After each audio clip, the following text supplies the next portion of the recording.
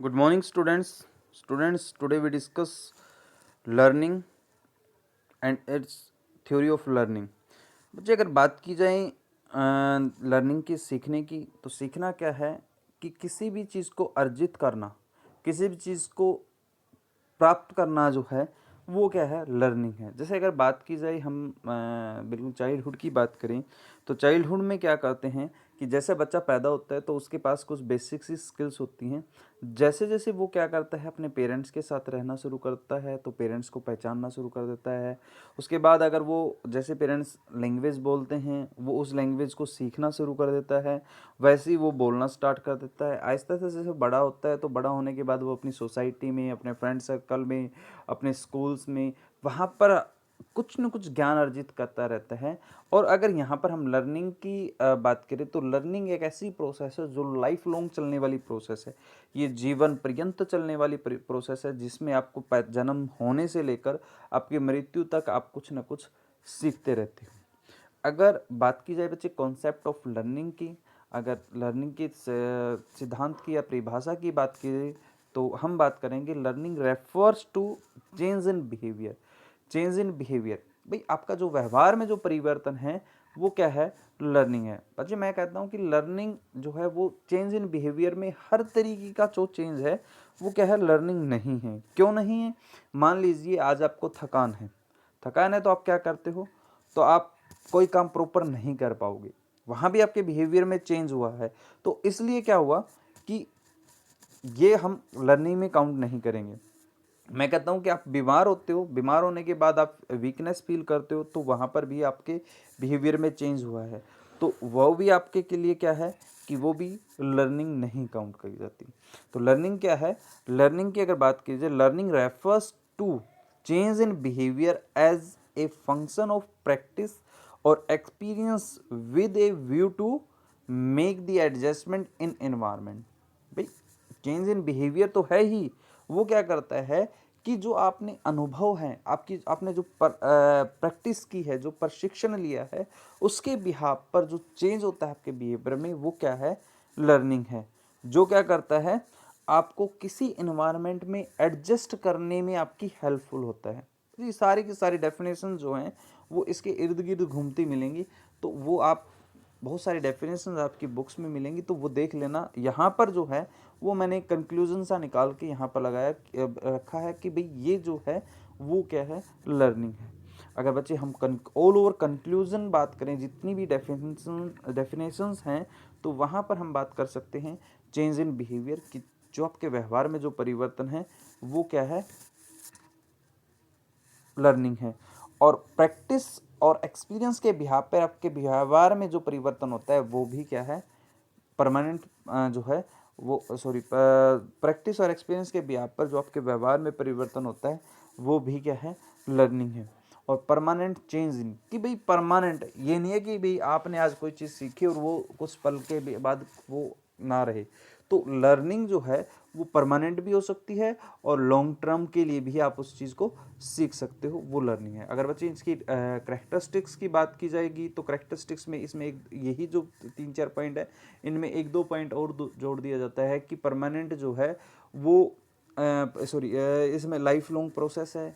फिर उसके अलावा हम बात कर सकते हैं कि भाई लर्निंग जो है वो क्या है कि वो इंडिविजुअल टू इंडिविजुअल डिफर करती है कि वो किस मात्रा में सीख सकता है, किस लेवल तक सीख सकता है। तो हम वहाँ पर वो क्या करते हैं, आपकी इंटेलिजेंसी, आपकी पर्सनैलिटी, आपके नॉलेज के ऊपर डिपेंड करता है कि आप उसको कितना सीख सकते हो।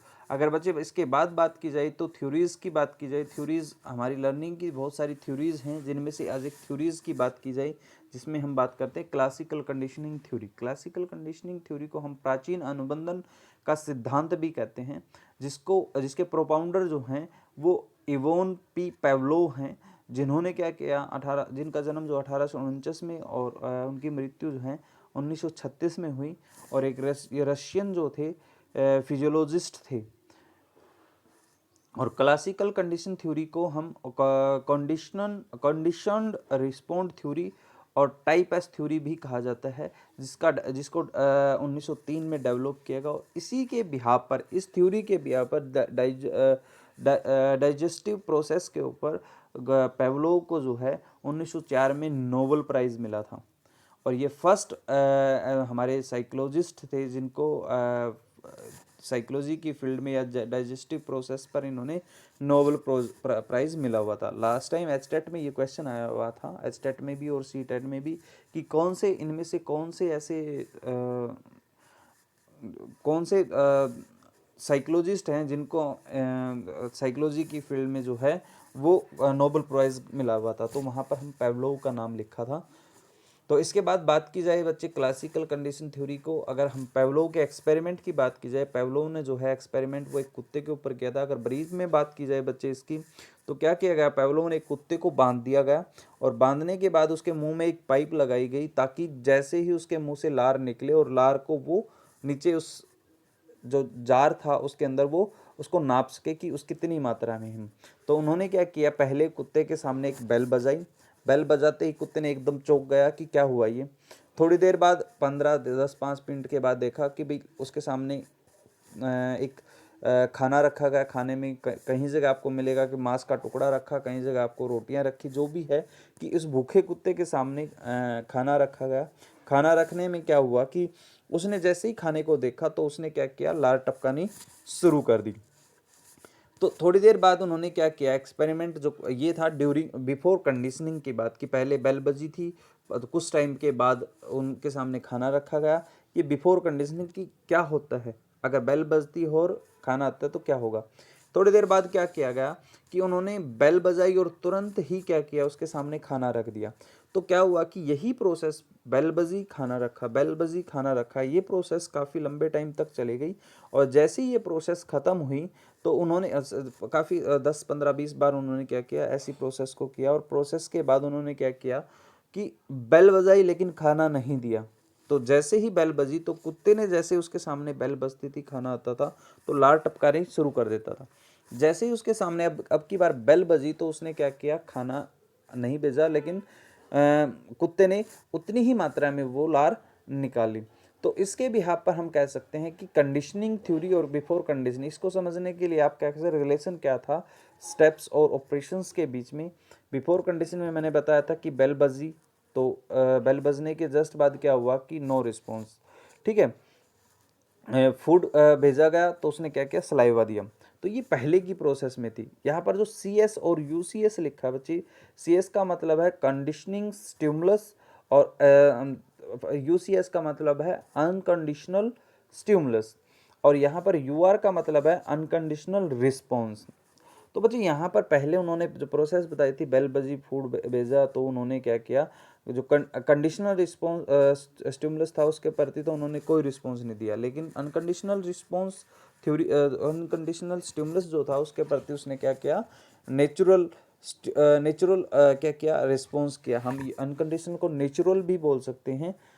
तो ड्यूरिंग कंडीशनिंग के टाइम पर उन्होंने क्या किया, बेल बजने के जस्ट बिल्कुल साथ साथ जैसे ही बेल बजी 1 सेकंड के अंदर क्या किया, उसके सामने खाना रखा तो कुत्ते ने क्या किया, सलाइवा निकाला।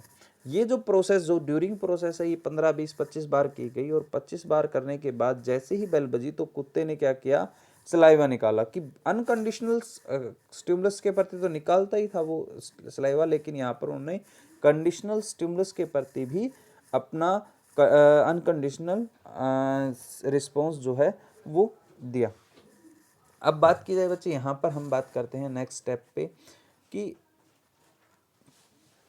अगर मैं यहाँ पर एक उदाहरण की और बात की जाए बच्चे आपके सामने, कि एक उदाहरण में अगर बात करें, जैसे अभी आप क्लास, जैसे स्कूल में थे, स्कूल में क्या होता है कि आपके सामने हमने क्लास बैठी हुई है और लंच टाइम से पहले का या छुट्टी से पहले का पीरियड चला हुआ है, और क्या हुआ कि टीचर आपको पढ़ा रहा है और जैसे ही आपके सामने बेल बजाई जाती है छुट्टी की, तो बच्चे सारे के सारे भागने की कोशिश करते हैं, लेकिन टीचर कहता है कि नहीं, रुको यहाँ पर। तो वो क्या है कि यहाँ जो था, छुट्टी की बेल बजना जो था वो अनकंडीशनल स्टिमुलस था। आपका रिस्पॉन्स जो था वो उठकर भागना था। और यहाँ पर टीचर ने जब आपको रोक लिया तो वो अनकंडीशनल। तो यही प्रोसेस यहाँ पर है कि आज डेली आपका क्या होता था, जैसे बेल बजी, जैसे ड्यूरिंग कंडीशन की बात करी, बेल बजती है, छुट्टी हुई और आप सभी भाग जाते हो। लेकिन एक बार क्या हुआ कि बेल बजी, लेकिन टीचर ने आपको जाने नहीं दिया, तो वहाँ आपका अनकंडीशनल, आपका तो भागना था लेकिन आप वहाँ पर रुक जाते हो। अब बच्चे बात करें प्रिंसिपल्स की, बात करें प्रिंसिपल ऑफ पेवलोव कंडीशनिंग थ्योरीज की बात करें कि प्रिंसिपल ऑफ टाइम, जो टाइम की बात की है बच्चे, जैसे मैंने लास्ट उसमें बताया था कि भाई बेल बजने के तुरंत बाद आपको खाना रखना। अगर ये प्रोसेस बिल्कुल तुरंत बाद ही खाना भेजना है, तभी वो क्या करेगा, उस कंडीशनिंग को समझ पाएगा। अगर आप उसके टाइम के बीच में थोड़ा गैप रख दोगे तो आप क्या करोगे, जो आप हो या कुत्ता हो, वो क्या करेगा, उस चीज़ को, उस कंडीशनिंग को नहीं समझ सकता। इंटेंसिटी की बात करें बच्चे, प्रिंसिपल ऑफ इंटेंसिटी की बात करें, तो यहाँ पर आप लोग क्या करेंगे,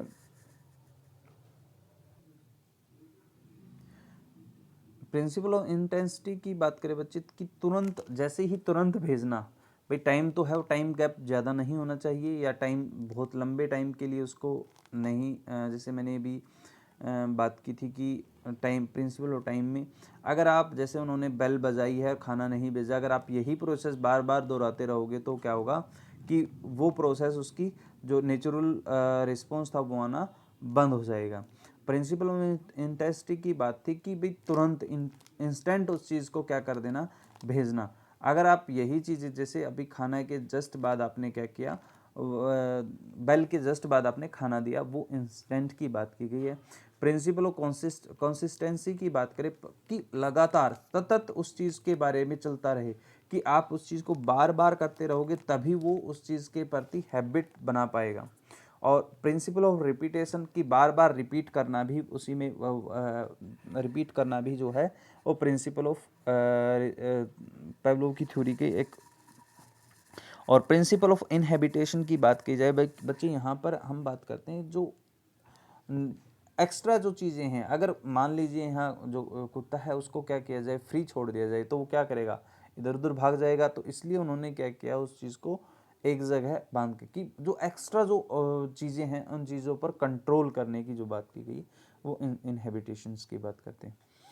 और एजुकेशनल इम्प्लीकेशन की बात का बच्चे, जो सबसे इम्पोर्टेंट है, बहुत बार पूछा जाता है एचटेट सीटेट में भी, कि पेवलोव की थ्योरी की एजुकेशन इम्प्लीमेंटेशन की बात की जाए तो theory of reward and punishment, तो यहाँ पर हम किसी को पुरस्कृत करना है या उसको पनिशमेंट देनी है, तो वहाँ भी हम इस थ्योरी का काम कर सकते, इस थ्योरी को यूज़ कर सकते हैं।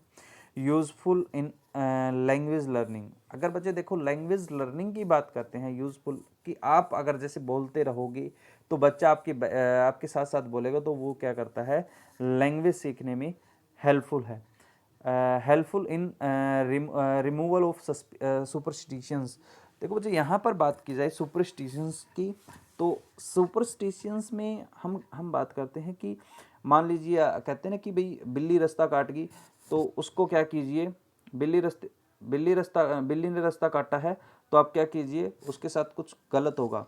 अगर बच्चे ऐसा कुछ हो जाता है तो आप क्या कीजिए, बच्चे के आपने देखा कि हाँ बिल्ली ने रास्ता काट दिया, तो उस चीज़ को ख़त्म करना है, तो 1 2 3 4 बार अगर बिल्ली रास्ता काटती है तो आप उसको कुछ नहीं कहोगे, तो क्या होगा कि वो सोचेगा कि कुछ नहीं होता। अगर आप हर बार उस चीज़ पर, तो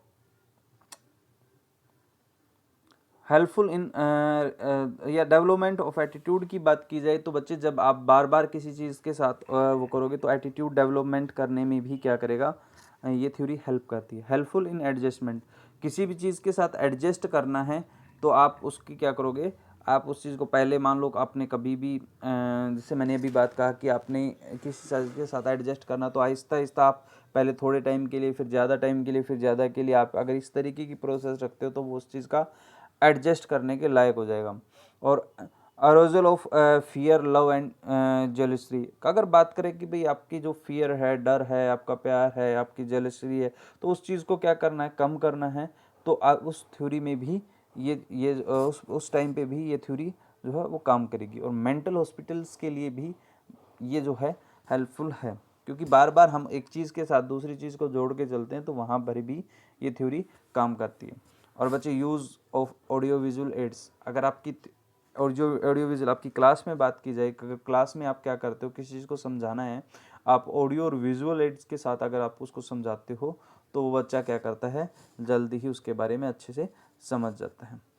फिर बात करते बच्चे लिमिटेशंस की बात करते हैं। लिमिटेशंस की, इसमें लिमिटेशंस इतनी अच्छी होने के बाद भी इसमें कुछ लिमिटेशंस है, जैसे इग्नोर इम्पोर्टेंट मेंटल प्रोसेस। भाई आपके माइंड में क्या प्रोसेस चल रही है उस चीज़ को, क्योंकि आपको तो बांध के रख दिया गया है, आपके माइंड में क्या चल रहा है वो चीज़ें क्या की जाती है, इग्नोर की जाती है।